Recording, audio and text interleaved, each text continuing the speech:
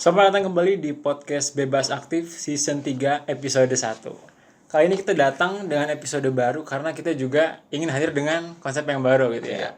Yang paling jelas kita hadir sekarang secara offline. Jadi kita rekaman nggak melulu online, nggak ngeliat satu sama lain, tahu-tahu ada gangguan apa. Tapi kita sekarang bisa lebih aktif dan interaktif serta bebas dan aktif gitu ya dalam podcast kita season ketiga ini. Dan di season ketiga ini kita untuk episode perdana kita kembali mengundang Mas Agung ya. Halo. Ya. Dan gue di sini juga bersama Mas Sofwan dan yang membantu rekaman ada Raffi. Halo Raf. Gak usah masuk kamera. Oke. Baru selesai sidang ini. Ya, jadi baru selesai sidang. Alhamdulillah ada beberapa penggawa kontekstual yang juga baru menyelesaikan studi semester ini. Iya, tapi bagus itu pilihan katanya baru selesai sidang. Belum sidang. Oh Unofficial iya, esos. bener ya. Iya. Harus revisi dulu. Harus revisi dulu. Insya Allah sebentar lagi. Ya, jadi seperti biasa ketika ada Mas Agung di sini maka ada bahasan-bahasan mengenai negara favorit banyak orang di Indonesia, yakni Turki. Betul. Betul. Makanya bajunya sudah merah gitu kan, Waduh, tinggal bulan sabit gitu. Nggak bulan sabitnya. Ya. Endorse berarti ini. Endorse, aduh. Kayak sih kalau teman-teman pendengar bebas aktif banyak yang endorse ya. Iya, baik pendukung Erdogan, fans Erdogan maupun pembenci Erdogan. Nah, semuanya berkumpul di kontekstual Semuanya karena kita bebas aktif. Yoi. Oke, jadi belakangan ini kan baru kemarin Erdogan itu kembali menang pemilu untuk yang ke-6 kalinya ya. Kalau kita hitung pemilunya dan dia berkuasa lebih dari 20 tahun menjadi salah satu ya pemimpin paling senior gitu lah di Eropa atau bahkan di dunia sekarang, ditambah dengan kondisi Turki yang juga strategis. Ternyata justru setelah kemenangannya ini terjadi banyak perubahan gitu kan, perubahan dari kebijakan di dalam negeri maupun luar negeri yang kita mungkin sebelumnya nggak ngeduga gitu, terutama mungkin bukan kita ya, tapi pemimpin global gitu. Kalau kita bukan siapa-siapa soalnya. Yang kemudian dia melihat gimana ada perubahan politik luar negeri Erdogan yang misalnya menjadi cenderung ke suatu blok, dan kemudian kebijakan di dalam negeri juga yang sebelumnya ekonominya gimana, politiknya gimana, Ya, tapi unorthodox. Ya. unorthodox. Dia bilang kalau interest rate-nya diturunkan, inflasi juga akan turun gitu kan. Nah, betul. Jadi itu ada salah satu yang kita bisa mulai dari situ ya. Ada bahasan mengenai interest rate gitu. Mungkin kita kasih pengantar dulu interest rate biasanya. Jadi ketika ada inflasi tinggi itu jadi sedang banyak peredaran uang, biasanya interest rate dinaikkan gitu untuk kemudian mengurangi peredaran uang tersebut. Tapi Erdogan berkata sebaliknya. Naruh duit Iya. di bank. Biar gitu returnnya kan. gede gitu. Tapi Erdogan kenapa enggak gitu sebelumnya Mas, sebelum pemilu ini? Jadi Erdogan ini kan memang punya pandangan ekonomi yang agak tidak ortodoks gitu kan. Betul. Ya, unortodoks yang dikritik oleh ya banyak pihak lah di dalam negeri maupun di luar Turki. Ya intinya dia tuh nggak percaya sama naikin interest rate ya kan. Biasanya kan kalau inflasi tinggi, untuk ngerem salah satu yang dilakukan bank sentral adalah naikin interest rate gitu. Betul. Kan, biar kemudian uang nggak banyak beredar di luar. Nah cuma Erdogan menentang teori ini dan percaya bahwa kalau interest rate naik itu justru nanti dia tidak akan mengendalikan inflasi, inflasinya malah akan makin tinggi gitu ya. Nah dia punya kepercayaan ini ya dari pengalaman dia pernah terlibat juga di bisnis makanan gitu ya, yang kalau kalau bank sentral menaikkan interest rate, nanti perusahaan akan membebankan biaya itu ke konsumen. Iya. Jadi harganya malah naik gitu kan, karena ya tadi produsen harus minjem duit dan macam-macam. Tapi juga ada di kalangan ekonom ada yang agak non ortodoks kayak gini,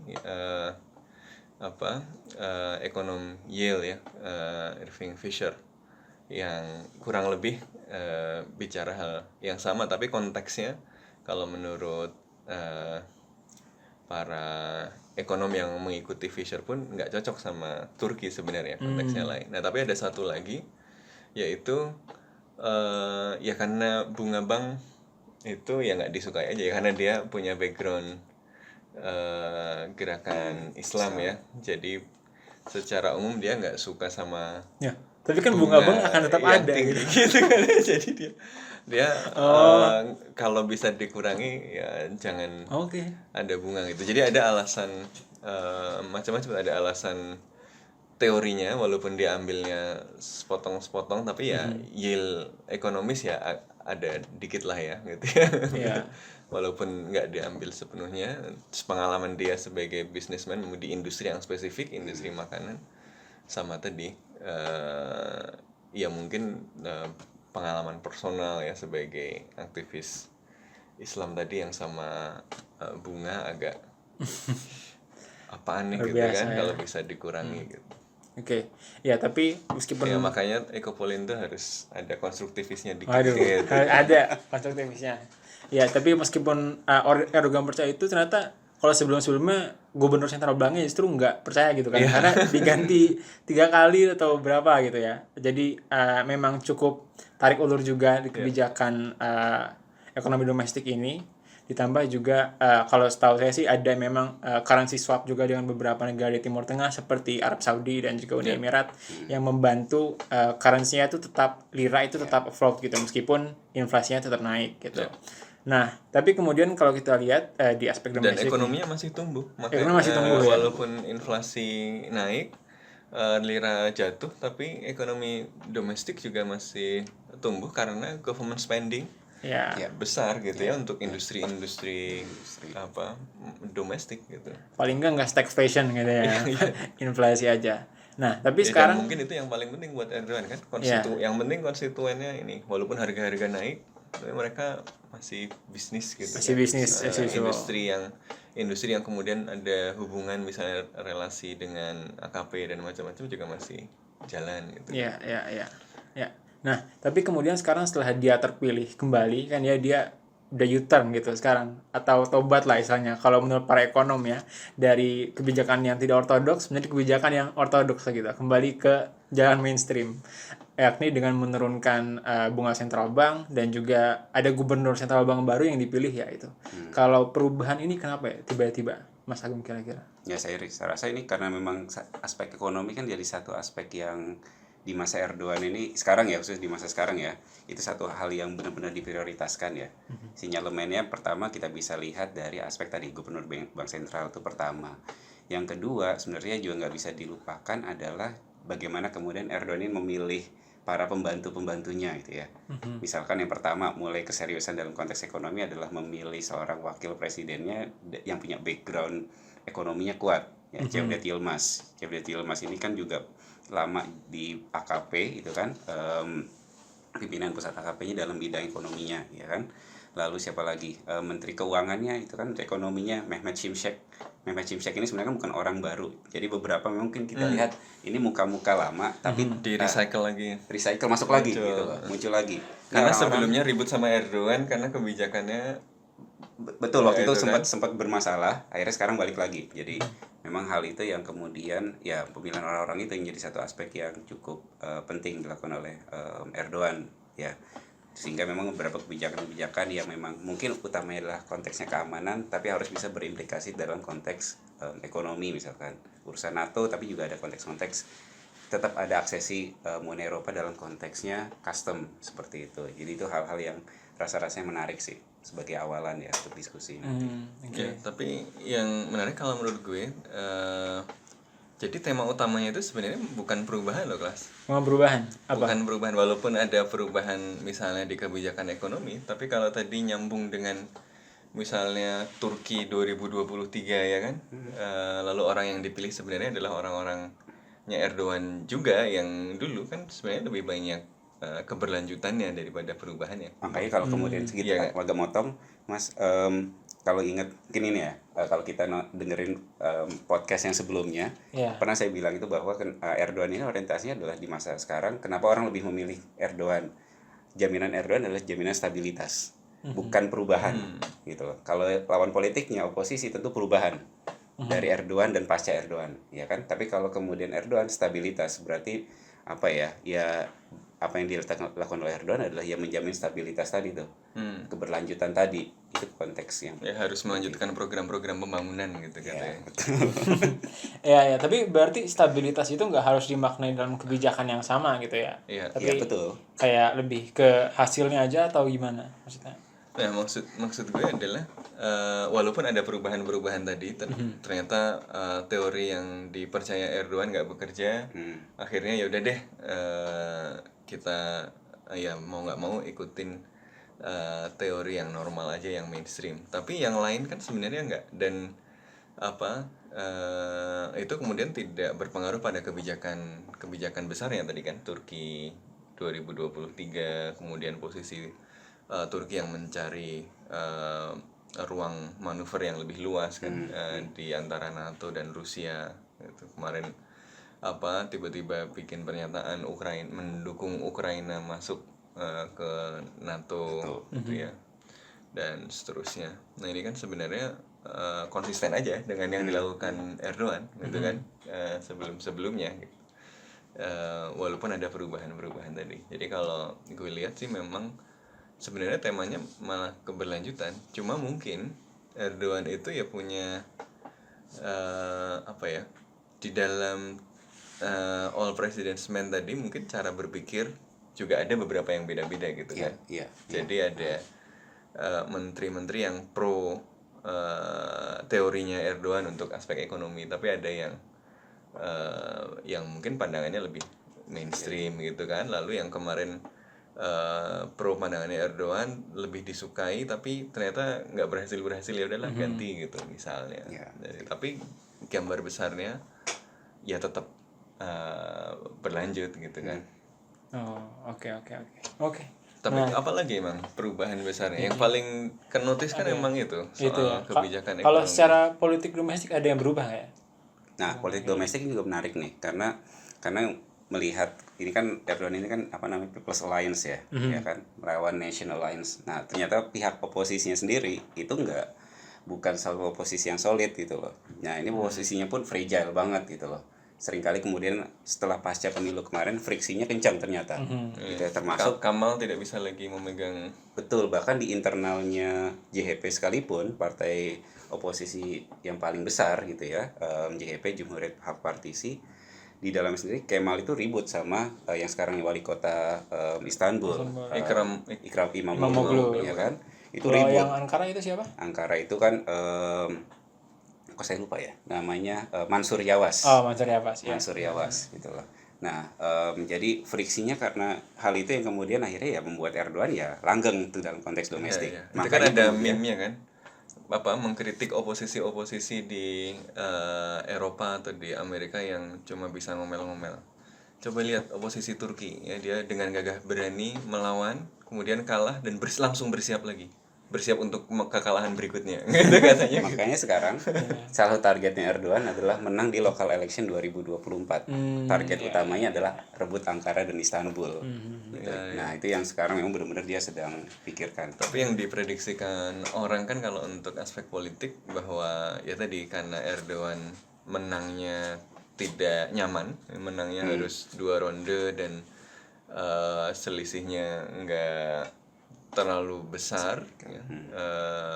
Dia justru akan lebih keras ya, dia akan lebih otoritarian gitu kata pengamat-pengamat barat ya, terutama ya pengamat barat dan orang-orang Turki yang di barat yang semuanya tidak memilih Erdogan sih pasti. Jadi tapi memang logis juga kan logikanya gitu, karena Erdogan sekarang habis referendum presiden lebih kuat, nah kemudian pemilu dia terpilih lagi tapi jaraknya sedikit ya, logically dia akan mencoba memperkuat posisi kan, jadi dia akan lebih otoritarian. Jadi pas kemarin hasil pemilu itu kan ramalannya begitu-begitu, kejadian nggak? Nah, ramalan ini kejadian nggak? Dia jadi lebih otoriter. Mungkin kecenderungannya ada ya. Menurutku kecenderungannya tetap ada ya. Apalagi Erdogan sudah hampir 2 dekade ya untuk kemudian memimpin seperti itu. Tapi bukan akhirnya saya jadi pandang sebagai pro Turki, pro Erdogan segala macam. Tapi narasi yang senantiasa diucapkan Erdogan adalah ya ini term terakhir saya nih. gitu. Ini term terakhir saya seperti itu. Jadi nggak ada beban ya. ya, kelihatannya dia nggak ada beban juga. Akan Gitu. kembali ke kota asal. Cuma problemnya Kembali ke adalah Istanbul ya. Kembali ke Istanbul. cuma problemnya siapa suksesornya. Ya. Nah, sekarang makanya kemudian kan orang-orang lama dimunculkan kembali. Oh, Ya gitu kan yang tadi di mainnya. belakang layar, misalkan sosok yang tadi belum kita sebut apa namanya, sosok yang menurut saya sosok ultimate gitu ya. Hakan Fidan misalkan yang sekarang Lagi di jadi- Indonesia katanya. Lagi di Indonesia hari ini. Waduh. 15 Juli itu diperingati Turki sama hari apa namanya? Hari Peringatan kudeta. Usaha kudeta Oh. 2016. G30S. Jadi 30 S-nya mereka. Iya. Dan hari ini juga Menlunya Turki sedang ada di Jakarta menghadiri pertemuan ASEAN itu sebenarnya. Nah, Hakan Fidan ini kan bukan orang main-main juga sebenarnya. Dia orang yang dulu menggagalkan kudeta ya, Dia orang memainkan yang peran kudeta, penting dalam pengagalan mantan kudeta. kepala BIN-nya Turki. Dia orang yang memang sangat paham tentang konteks apa namanya. Kalau kemudian mendalami politik luar negeri Turki semenjak di awalnya Erdogan, 3 orang penting yang kemudian jadi selalu disebut adalah pertama Davutoglu yang sekarang sudah bikin partai baru. Ya kan? Yang kedua adalah Hakan Fidan.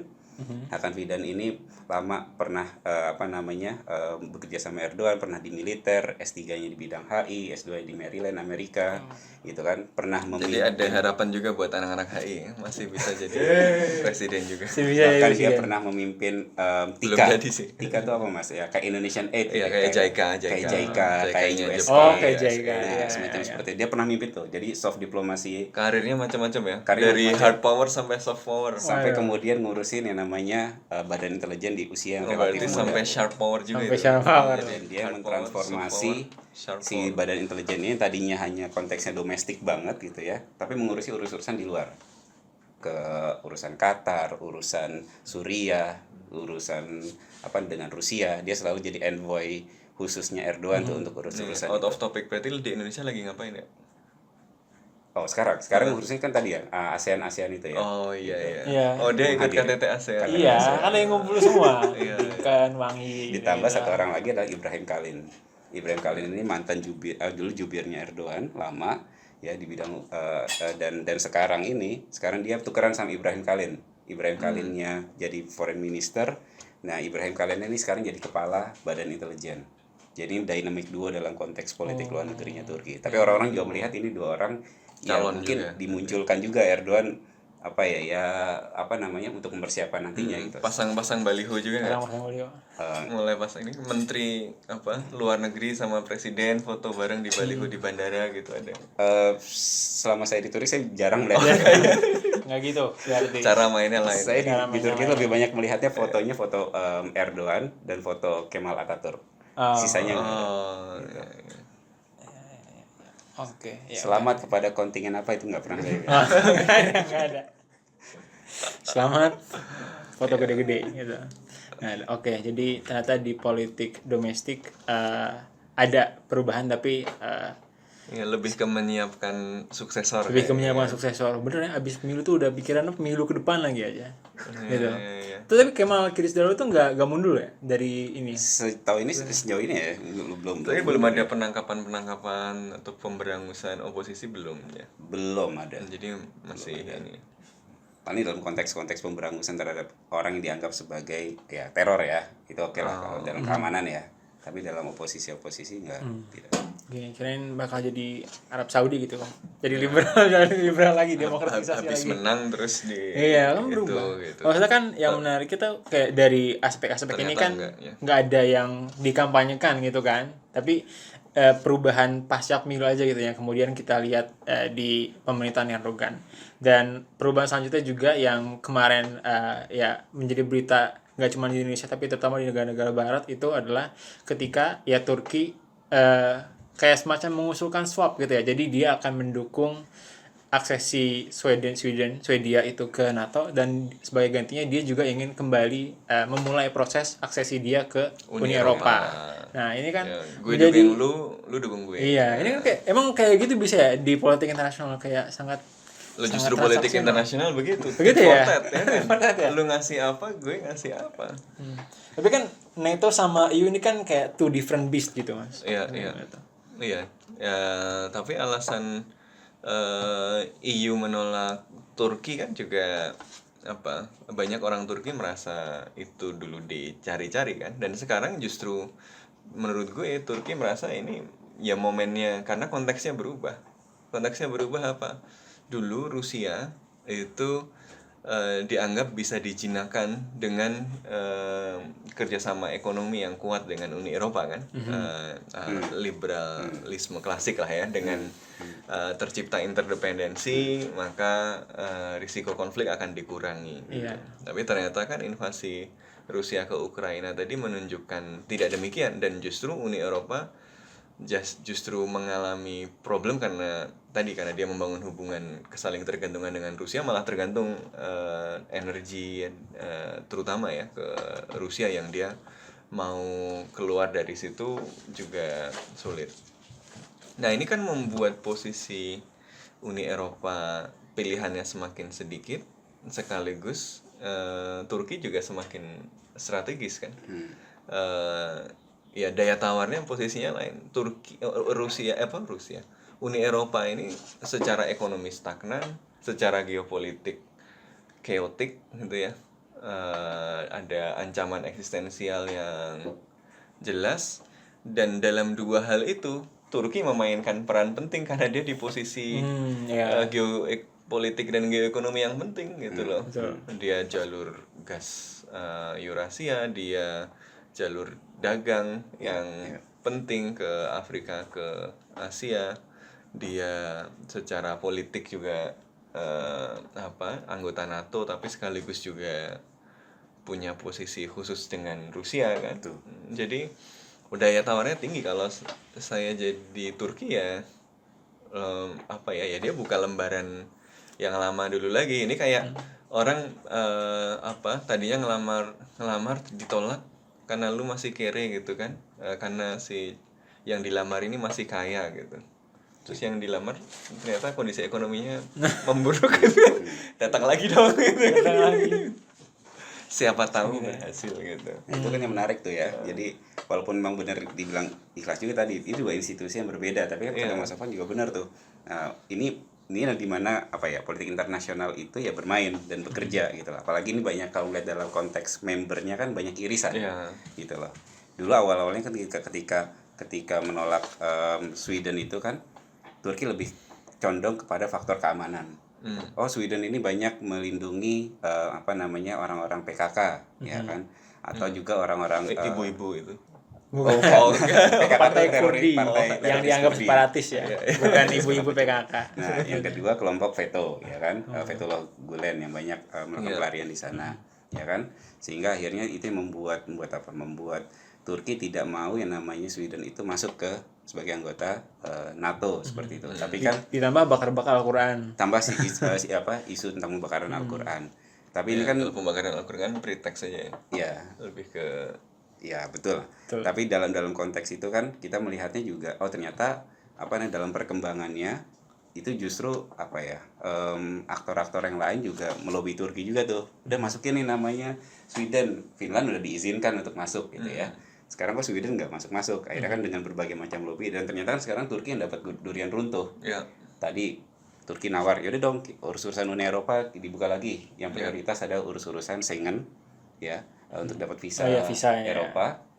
Yang kedua adalah custom gitu loh. Karena biar bisa akses pasar. Betul, akses pasar. Daripada Turki harus menjalin FTA satu-satu dengan negara-negara yang lain, mendingan ke Uni Eropa sehingga aksesnya langsung terbuka lebar.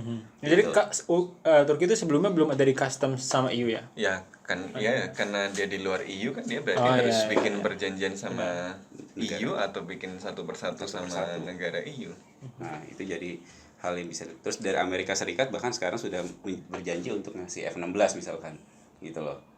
Dengan mengizinkan namanya NATO, Sweden itu masuk jadi anggota NATO seperti itu. Jadi ya tadi dia memanfaatkan betul nih momentum ini. Kalau tahu ada orang butuh, ya kita naikin harga dong ya kan? Yang menariknya orang akan melihat bahwa Turki sudah mulainya look west gitu loh. Balik lagi nih ke pola yang Turki dulu. Tapi kemudian nggak lama berselang foreign ministernya China datang tuh ke Ankara, ketemu sama Erdogan. Tapi yang Erdogan tegaskan adalah kita tetap mendukung ekspansi Cina misalkan dalam konteks BRI. dengan mengkontekstualisasikan Turki itu punya namanya Middle Corridor Initiative. Gitu. Middle Corridor Initiative itu dari Turki untuk masuk ke kawasan Asia Tengah. Gitu. Dia seiring sejalan Ya, sama nanti nyambung sama Belt and Road Initiative Waduh, yang luar biasa. jalur darat ya. jalur darat. Nyambung nih. Dan ini kan cerita besarnya adalah cerita besar terkait Asia New Initiative-nya Turki 2019 gitu. Dan gagasan-gagasan untuk melihat dunia lebih luas itu kan salah satu pendulumnya adalah pasca usaha kudeta 2016. Orang mungkin melihatnya gini, ngapain sih yang kudeta kan domestik banget gitu ya. Itu kok malah konteksnya konteks ke luar negeri, konteks eksternal. Karena Turki melihatnya bahwa ancaman 2016 itu bukan sekedar muncul dari di dalam, tapi muncul dari luar gitu. Peta geopolitik berubah dan segala macam berubah, artinya kita tidak melulu bisa bergantung terhadap barat. Kita harus makanya kan saatnya di 2017 itu setelah 2016 usaha kudeta, 2017 itu keluar tulisannya menarik Mas. Tulisannya Gulnur Aibet. Gulnur Aibet itu penasehat seniornya Erdogan waktu itu dalam urusan politik luar negeri. Sekarang dia sudah jadi orang tinggi di UNESCO kalau nggak salah. Nah, dia Berapa nulis tuh. senti? Orang tinggi. Oke. Jadi dia nulis post-Western world and Turkey. Gitu. Iya. Nah, dia bahwa Turki itu harus mencari dan harus menjalin kekuatan dengan kekuatan yang lain seperti itu. Termasuk tadi dengan China. Belum lagi sama Rusia. Jangan lupa besok tanggal 17 itu ternyata adalah hari terakhir Grain Deal sama Rusia itu selesai. Oh iya betul. Sekarang pengen diperpanjang lagi. Gitu loh. Tapi Rusia nggak mau, gitu kan. Nah, ini makanya kalau Iya, dan peran Turki krusial lagi Krusial, gitu gitu kan. loh. Kartunya tambah lagi. betul, perannya tambah lagi. Barat akan bergantung tuh dari urusan itu karena Turki yang punya pintunya gitu loh. PBB pun akhirnya bergantung sama Turki. Nah, Turki berusaha tetap memainkan itu. Makanya juga nggak mau jauh juga dari Rusia dan China seperti itu. Iya. Itu yang Makanya Turki itu inflasi terus tapi masih banyak aja yang ngasih duit ya. Ya, duitnya Makanya. masuk ke situ semua. satu hal yang Biasa. menarik tulisannya ini majalah saya lupa nggak bisa baca Bild ya yang dari Jerman itu. Oh iya, Ya Bild. Erdogan itu disebut sebagai a new powerful leader of the West katanya gitu karena pasca pertemuan NATO kemarin ya dia bisa mendapatkan beberapa deal penting gitu loh. Iya. Tapi Turki itu memang sebenarnya secara historis ya bagian dari Barat kan. Cuma dilihat dalam sejarah Barat tapi sebagai musuhnya gitu kan. Iya. Identitas Eropa kan terbentuk karena konflik dengan Turki yang ini yang mungkin malah lebih besar faktornya membuat Uni Eropa nggak menerima Turki kan sebenarnya lebih ke kultural gitu ya. Nah dari Turkinya sendiri memandang ini aku pakai pandangannya Egemen Bayis. Egemen Bayis itu dulu mantan menteri Uni Eropanya Turki gitu. Ada menteri Uni Eropa. Iya ada dulu. Setelah itu kan pernah ada Volkan Bozkurt namanya. Setelah itu dia jadi ketua majelis umum PBB waktu itu Volkan Bozkurt. Nah Egemen Bayis itu pernah bilang Turki itu the eastern of the west and the western of the east katanya. Jadi satu hal yang menarik. Jadi Turki tidak mendikotomikan aku barat atau aku timur, tapi I'm a part of west, tapi juga aku nggak kehilangan jati diriku sebagai orang barat juga gitu. Ya, filosofinya mirip-mirip lah kayak kita di antara dua benua, di antara dua samudra. Tapi Turki juga nggak kalah strategis gitu. Nah, tapi kalau kita bicara soal tadi kan lebih look west dan tapi di sisi juga ada Cina. Tadi tetap ya ke timurnya tetap, tapi ke barat juga buka jalan lagi karena sekarang baratnya justru makin butuh gitu kan. Betul. Nah, tapi sekarang yang dari sisi Rusianya ini kan yang kemudian kelihatan seperti ya ditinggalin gitulah. Baik tadi dari dia arahnya menjadi semakin ke barat dan kemudian ada prisoner deal juga kan dengan Ukraina gitu kan yang lima tahanan itu dibalikin padahal itu harusnya dipertahankan hingga akhir perang gitu. Dan katanya juga terkait Grain Deal itu kalau misalnya kalau saya dengar ya kalau misalnya akhirnya enggak jadi kapal-kapal Turki tetap akan mengawal gitu secara sepihak gitu nanti dari unilateral walaupun ada kesepakatan dikawal aja kan yang benernya kenyataannya kayak gitu. Ini kan justru jadi move yang agitate Russia gitu yang merupakan seenggaknya sebelum pemilu ya merupakan partner yang penting dan dekat juga secara personal dengan Erdogan. Lagi dibangun reaktor nuklir juga kan itu. Ya, nah betul. itu kemudian gimana itu antara jadi hubungan sama Rusia gimana tuh?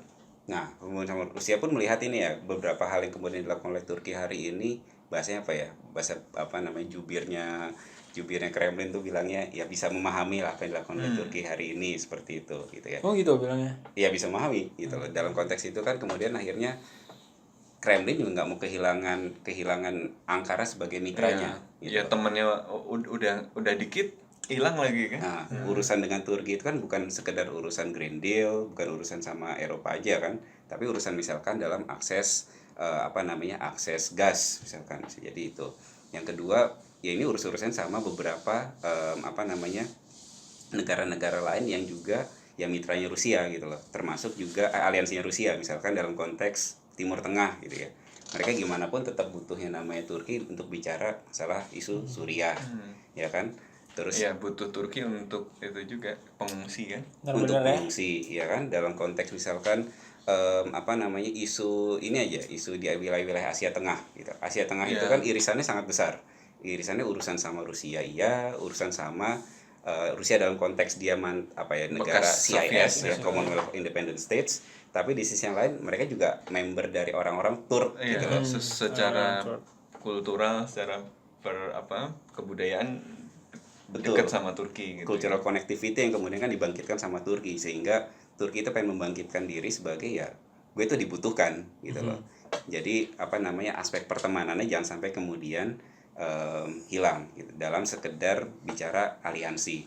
Makanya Turki kan nggak mau kemudian disebut sebagai saya sebagai aliansi Barat secara total gitu. Tapi betul. makanya satu hal yang paling sederhana saja secara bukti kan, di satu sisi dia bisa membeli S-400 dari Rusia, ya kan, tapi juga di sisi yang lain dia juga tetap jadi paling terdepan dalam konteks NATO. Jadi misalkan. Rusia ini secara geopolitik udah bukan the sick man of Europe, tapi jadi six pack man of Europe. Jadi kuat ya. Siapa coba sampai sekarang yang kemudian kalau mau bicara sama Rusia selain Turki, Barat nggak bisa tuh. Untuk bicara sama Rusia harus pakai mitra ketiga, ya Turki yang bisa ngomong gitu, yang bisa duduk, tidak seperti Macron kan mejanya panjang banget tuh ya, Iya, foto iya. ya kan. Kalau Erdogan kan enggak gitu sama siapa sama. Tapi ada lagi pemimpin lain yang sama Putin jaraknya Meja kecil. deket. Jangan salah. Jangan salah. Bapak satu ini bisa ya masuk ya. Sama luar biasanya Luar bener. biasanya. Betul. Ya. Kayaknya jadi beneran Thousand Friends and Ketawa. Gue bicara hal benar gitu. Iya benar. Bener, Mas. Ya, benar. Berarti kan diplomasinya berjalan dengan Bisa berjalan. optimal gitu ya. Optimal. Let's say Iya, gitu iya. Ya, jadi Turki ini kayak Thousand Friends Zero Enemy sekarang ya. Kayaknya satu sisi nggak ada yang benar-benar pengen bermusuhan dengan Turki, tapi di sisi lain juga Turki juga secara aktif kembali membangun pertemanan juga ya, nggak cuma di Rusia dan Eropa, tapi juga di Timur Tengah juga, dan di Afrika, dan ya kayaknya jadi semakin banyak footprints-nya. Pivotal sekali untuk Pivotal kepentingan banyak blok gitu ya, sehingga daya tawarnya tinggi. Orang mungkin nggak suka Erdogan, orang mungkin nggak suka AKP, tapi yang mereka have to deal with the fact bahwa posisi Turki strategik, dan kalau mereka tinggal dia punya pilihan untuk ya udah gue bantuin Rusia, ya udah gue bantuin Cina, ya udah gue ke sini, ya udah gue ke situ gitu kan. Orang-orang jadi daya tawarnya jadi tinggi gitu. Nah, ya. makanya tadi Ikhlas bilang poin Timur Tengah tadi. Ya. Nah, setelah episode cerita-cerita kemarin datang ke NATO Iya. Summit, setelah ini Ya kan tadi Eropa turun sudah terus. tuh,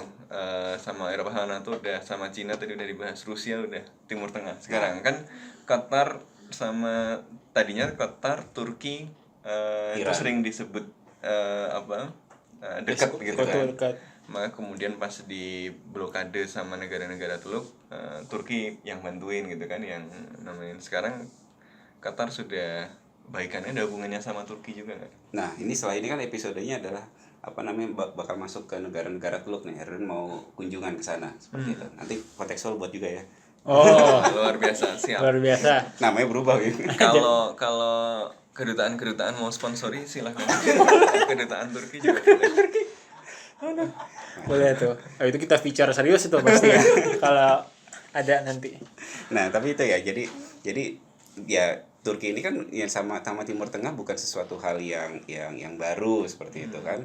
Turki tetap mau jadi mitra strategis nih buat Timur Tengah gitu. Oke, di beberapa dalam konteks keamanan mungkin lebih dekat apa namanya dengan Qatar, karena ada military base di sana juga ya kan. Nah, dan juga punya resistensi yang masih cukup kuat sebenarnya sama Suriah, walaupun sekarang tensinya jauh menurun. Bahkan cerita-ceritanya, analisisnya banyak yang berkembang adalah kemungkinan besar akan normalisasi hubungan dengan Bashar al-Assad. Turki dengan Bashar al-Assad. Ya kan, itu satu hal yang menarik tuh. Terus itu laskar-laskar yang didukung Turki itu. Nah, itu yang belum deal. Itu belum deal nih. Ya. Urusan yang belum deal adalah masalah repatriasi orang-orang Suriah ke apa namanya? Ke Suriah. Karena kan janji politiknya Erdogan, kalau Kemal Kılıçdaroğlu dulu total adalah langsung pulangkan. Erdogan pun ada mimpi untuk memulangkan sebenarnya, tapi dia pakai proses yang bertahap. Contohnya misalkan di wilayah Kantong, wilayah utaranya Suriah itu dibuat dulu pemukiman buat orang-orang ini tinggal. Jadi jangan langsung dipulangkan dulu. Jadi memastikan mereka aman di sana. Jadi karena kalau langsung dipulangkan ini bakal jadi bencana baru, masalah nih. lagi. Jadi masalah baru, masalah keamanan iya, masalah sosial iya, masalah ekonomi iya. Ya kan? Masalahnya pasti lebih pelik. Jadi memastikan apa namanya mereka bisa tinggal dengan aman dan nyaman di sana. Cuma nanti problemnya adalah memang apa namanya di sana kan masih ada kelompok-kelompok apa namanya Free Syrian Army yang memang yang support full oleh Ankara misalnya seperti itu. Nah, permintaan Bashar al-Assad tentu selain masalah urus-urusan itu adalah memulangkan pasukan-pasukan Turki. Karena pasukan Turki masih ada nih membantu di wilayah utara. Seperti itu. Nah, itu yang belum, tapi ada kemungkinan besar bahwa akan ada proses normalisasi. Karena perspektif dari negara-negara Timur Tengah terhadap Suriah pun sudah jauh berubah. Ikut dari kemarin forum di Liga Arab gitu kan. Datang kan namanya Bashar al-Assad gitu. Jadi setelah banyak korban, elit-elitnya sudah deal lagi gitu. Betul, bahkan sampai kemudian memang dibilang cocok nih kita pasang ini everybody guys. makanya dibilang ada ini agak di luar konteks bicara Turki ya. Jadi pemenang dalam konteks Arab Spring adalah Bashar al-Assad. The winning of silent game gitu loh. The winning of silent game adalah ya Bashar al-Assad karena dia satu-satunya yang bisa bertahan sampai sekarang. Semuanya kan sudah tumbang ya. Semuanya tumbang. Bahkan Bashar al-Assad yang masih bisa bertahan di situ. Tapi kan kalau kemudian lihat Timur Tengah kan ini penuh dengan nggak cuma Bashar al-Assad dong. Saudi sama Muhammad bin Salman sama bin Zayed juga. Nah, cuman yang serius kan kejadiannya di Suriah. Dalam Arab Spring konteks ya. ini ya Mas, Arab Spring yang benar-benar sampai ada benar-benar usaha untuk usaha mengganti rezim. Iya kan? Iya, tapi dengan yang lain ganti kan pengaruh Arab Saudi dan Uni Emirat Arab meluas karena dia kemudian menggunakan pengaruhnya untuk lebih besar di regional kan. Oh ya, kalau dalam arti itu ya. Misalnya kan karena di Mesir misalnya dia jadi punya pengaruh kuat di Asisi kan. Jadi kalau ditanya yang menang ya tadi selain Bashar ya rezim-rezim Teluk ini juga dapat perluasan pengaruh gitu ya. Tuh. Kayak gitu itu model-model yang kemudian bisa lihat ya kan. Tapi Turki tidak melihat Timur Tengah ya sebagai mitra semuanya dalam konteks ekonomi dan segala macam. Itu jadi satu hal yang menarik untuk kemudian dilihat lebih jauh. Tapi memang juga katanya Turki memainkan peran juga untuk mediasi Qatar sama negara-negara Teluk juga kan. Nah, peran itu yang kemudian kan ya dia pengen berperan bisa ya sentral di berbagai macam kawasan seperti itu. Jadi ya, tapi kalau terlalu banyak tangannya kemana-mana overstretch. Overstretch. Jadi ada itu mungkin nostalgia sebagai imperium. Itu satu hal mungkin menarik. Ya. Apalagi sekarang ya tadi kita sempat singgung tuh, ini Century of Turkey gitu loh. Makanya juga memanfaatkan momentum ini gitu loh. Jadi Indonesia emasnya itu namanya Century of Turkey. Luar biasa. Lebih serem lagi kalau Indonesia emas di adjektifnya di belakang. Indonesia emas. Jadi skopnya cuma Indonesia aja. Yeah. Century of Turkey itu Century yang di depan. Yang di depan. Bukan Indonesia. Lebih luas lagi. Ya. Jadi kalau bisa kita lihat selain menjadi pemenang pemilu di domestik, Erdogan juga menjadi pemenang percaturan internasional juga ya.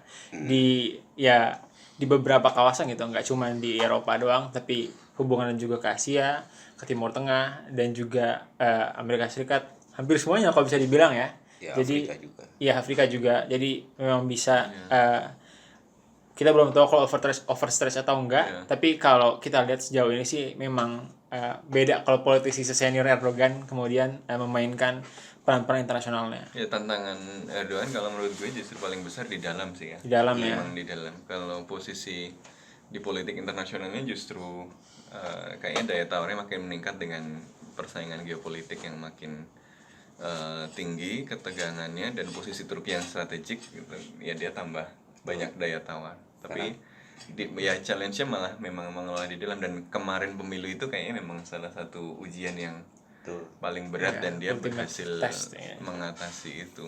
Makanya di alam bawah sadar mungkin Erdogan juga berpikir bahwa ya apa yang kemudian dikatakan oleh Kemal Atatürk, Yurtasul Jihandasul, peace at home, peace at the world. Makanya konteks menjamin stabilitas dalam konteks domestik itu kan satu hal yang benar-benar diprioritaskan gitu.